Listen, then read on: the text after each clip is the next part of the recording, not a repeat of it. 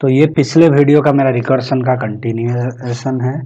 तो चलिए इसे डिलीट कर लेते हैं और फिर उसे रन करके देखते हैं। रन करने के बाद वो हमें पूछेगा कि 10 का बताइए, तो ये दिखा दिया हमें 10 का फिबोनाची सीरीज 1 1 2 3 जैसे हमने ऊपर लिखा था, याद है ना। तो उसी तरह वो हमें फिबोनाची सीरीज दिखा दिया। तो मान के चलिए कि यहाँ से मेरा जो सबसे इम्पोर्टेंट कंसेप्ट है वही स्टार्ट हुआ। तो मान के चलिए यहाँ आप 400 दे दिए, तो मेरा कंप्यूटर ब्लीडिंग करना, देखिए हर बार बंद कर देता हूं मैं उसे।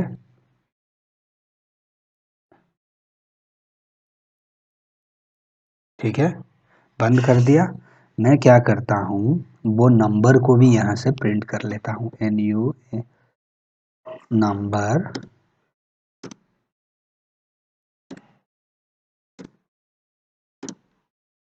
ठीक है,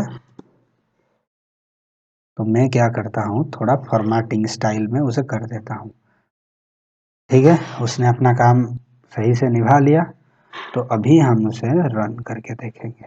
रन करने के बाद वो मुझे एक नंबर पूछेगा। तो मान के चलिए मैं 10 देता हूँ, तो वो 10 का फिबोनाची सीरीज बना के मुझे दे देता है। ठीक है, देखिए इजीली काम खत्म हो गया।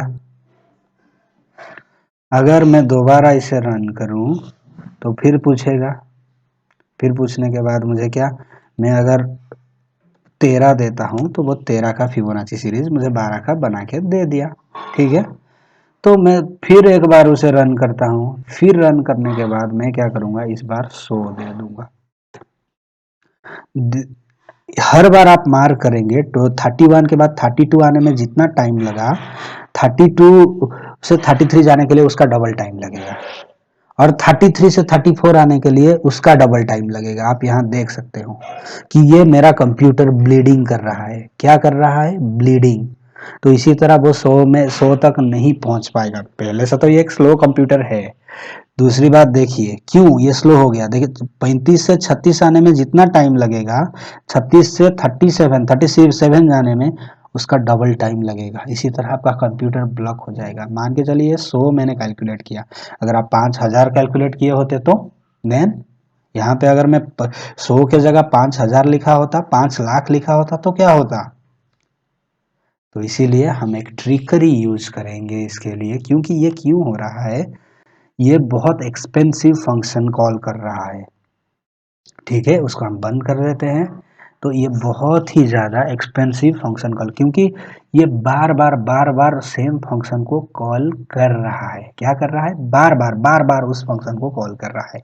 इसी वीडियो का मैं, तो ये जितनी बार भी हम नंबर करते हैं वो उतनी बार ये फंक्शन को कॉल करता है और कैलकुलेट करता है। इसके लिए हम क्या करेंगे, एक फंक्शन के from funk tools import cache, अगर हम क्या करेंगे, अभी हम क्या करेंगे, कैशे डेकोरेटर अगर दे देंगे तो चलिए ये क्या करता है, करने के बाद मैं बताता हूँ। ठीक है, मैं वही 100 देने वाला हूँ। हो गया, एक ही सेकेंड में वो हो गया, यो हो गया। देख रहे हैं ना, नहीं। अगर आप 100 के जगह दोबारा रन कीजिए, 1000 कर दीजिए, वो 1 सेकेंड में कर लेगा। आई बिलीव हो गया 99, हो गया। कैलकुलेट करके वो दिखा दिया। अगर यही आप बिना कैसे के किए होते तो आपका जान निकल गया होता, कंप्यूटर ब्लास्ट हो जाता यार। तो ये कैसे क्या कर रहा है, वो ये जो कैलकुलेट, जो फंक्शन जो कैलकुलेट, सपोज हम 10 नंबर यूज किए, 10 का यूज किए, तो 10 से जो -1 हुआ तो 9 रहा। 9 रहने के बाद फिर 10 से 2 हुआ, 8 हुआ। जब 9 8 वो मिलाता है तो 17 होता है। जो भी होता है उसका नंबर, वो इस नंबर को मेमोरी में रख लेता है। तो इसको बार बार ये फंक्शन को, मतलब जो पिछला फंक्शन है वो पिछले फंक्शन सारे को वो मेमोरी में रख देता है। तो उसे सिर्फ एक ही कैलकुलेट करना होता है। ठीक है, तो वो पिछला सारा जितना उसका मेमोरी है, आपकी मेमोरी के ऊपर डिपेंड करता है, वो सारे फंक्शन को हम मेमोरी में रख लेते हैं। तो उसको उतना ज़्यादा एक्सपेंसिव कैलकुलेशन नहीं करना पड़ता है। अगर मैं इसको हटा दूं भाई, तो अगर आप 100 तो छोड़िए, आप 50 में आपकी कंप्यूटर देखेंगे, 50 में भी रो पड़ेगा भाई। 27 28 29 30 30 31 32 देख रहे हैं।